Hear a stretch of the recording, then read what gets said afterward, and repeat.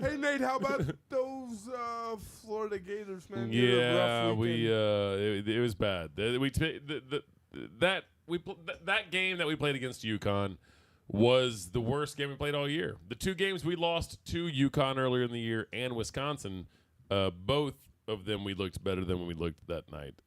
And obviously you have to hand it to UConn as well. I think they had a game plan of shutting Scotty Wilbekin down because Scotty was forcing shots the entire game. We weren't getting terrible looks. We hit one three-pointer the entire time. The first three-pointer of the game, which I thought was going to be a precursor to what was about to happen. We were moving the ball. For the first 5 minutes of the game, we were the best team on the court.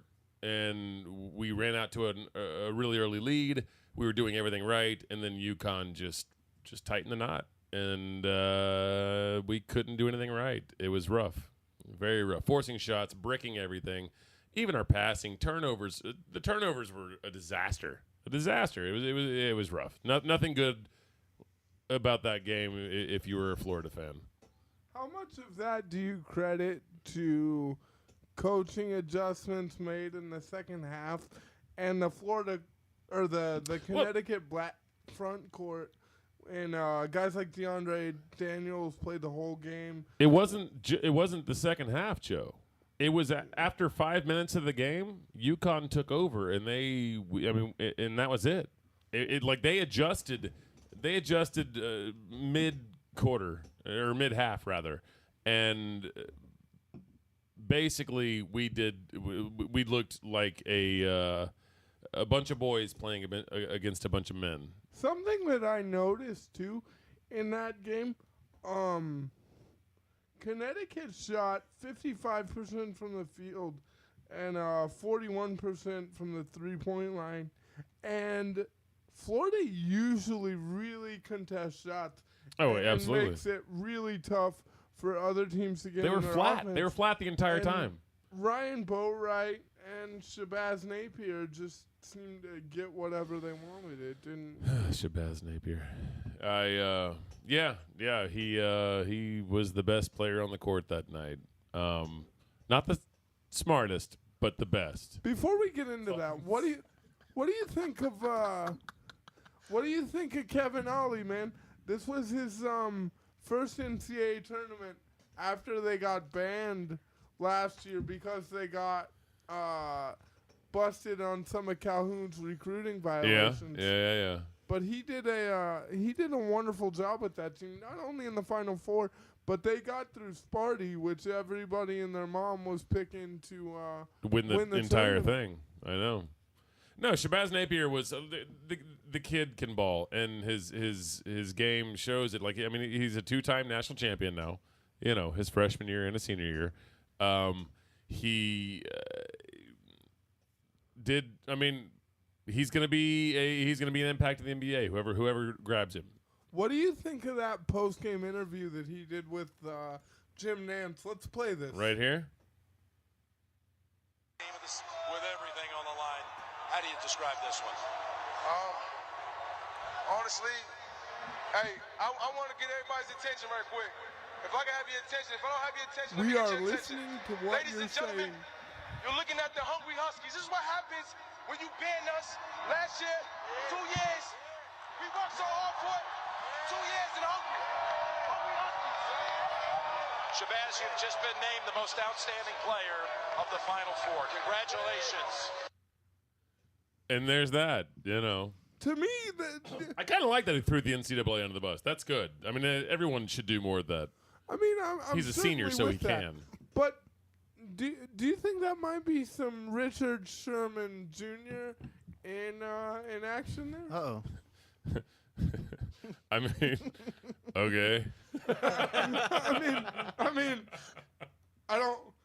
Sure, don't bring that weak shit in here, but well, why not? Whoa, wait a second. How did Richard Sherman all of a sudden become the poster child for the Shermanator post-game?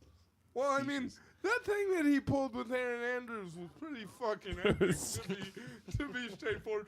Going But you can't. You can't even really compare Sherman and Shabazz Napier. Come on, Joe. Why not? Joe. No. Why not? Stop it. You can't tell For me one, what I can't do. Okay, fair enough. For one, Sherman doesn't stop talking throughout the entire game. The dude just won't shut the fuck up. How do you know Which I kind of Shabazz dig. does?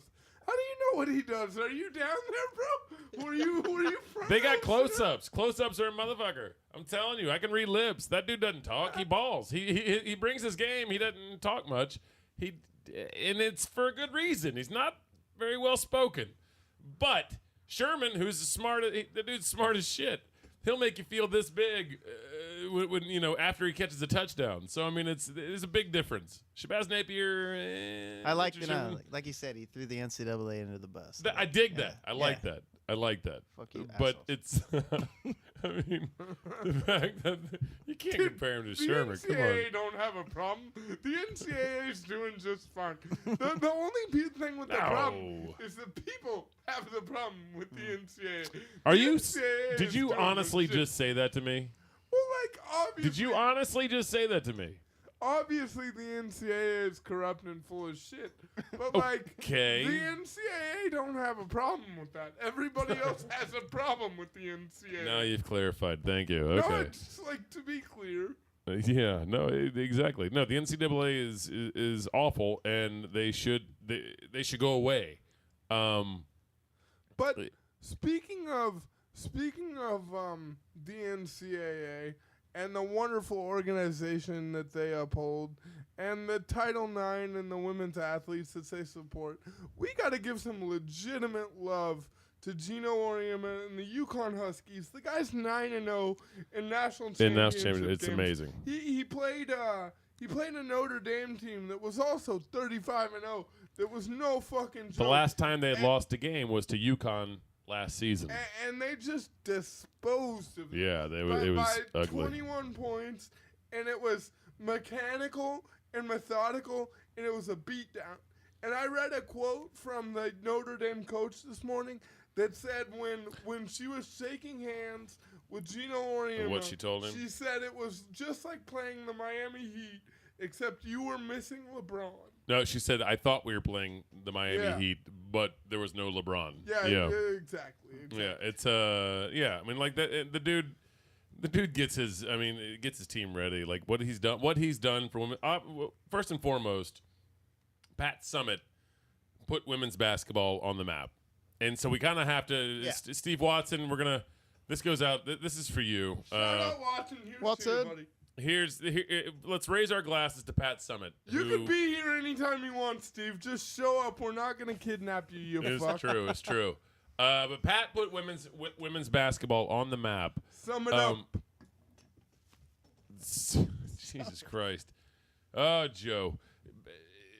And obviously she's got a debilitating disease at this point. She's got onset dementia. It's progressing very fast. She and Gino have been arch rivals Gino's entire career. Pat Summitt, the winningest coach in basketball history, first and foremost. Gino has given nothing but love to her, and he has recently passed her on the all-time national champion list. She had 8, he had 9. He's 9-0. He's never lost in a national championship game. Wow. The only coach he has to overtake at this point is Woodson. So that's. Wooden? John Wooden. So I said Woodson. So I apologize. Yeah, John Wooden. Wooden's got 10 national championships. Auriemma's got 9. Pretty good. 2 hands. And I'm sorry, the dude's got a lot more coaching in him. He's gonna win. He's gonna win another couple. So you got to give it up to him. He ain't no Philly Jack. Philly Jack got 11. Philly Jack, more than 2 hands worth. Shit. How do you fit it on the thumb? Does he have 11 or 12? He has 11. One as a player. 11 10 as a coach. No, 10 as a coach. 10 as But- a coach but- and 1 as a... We're talking apples and oranges here. Yeah. I mean, No, we're I talking NBA versus NCAA. I'm just talking junk. Yeah, that's. Mostly, Anyways, back I'm to just NCAA. talking junk. Anyways, UConn, well done. Way to go, Ollie. We What? I would have been incredibly upset if Kentucky, who we handled 3 times this year. Well, 2. The third time they almost got you. That almost counts in fucking what? Horseshoes and hand grenades? Right. No, but yeah, we beat them 3 times this year, motherfucker. And they had to come back on almost 20 points in order to almost get us. So, yeah. Shout out Julius Randle going to the draft. That guy's going to be an impact player, and he's for fucking real. Yeah, no, he's good. I agree with you. I agree with that. That kid can ball. There's a lot of kids going out. I mean, which we knew there would be. I mean, your boy Marcus Smart's going out. I mean, he's taking off. Yeah. I hope the Kings draft him, by the way. I mean, okay. There you go. Call some.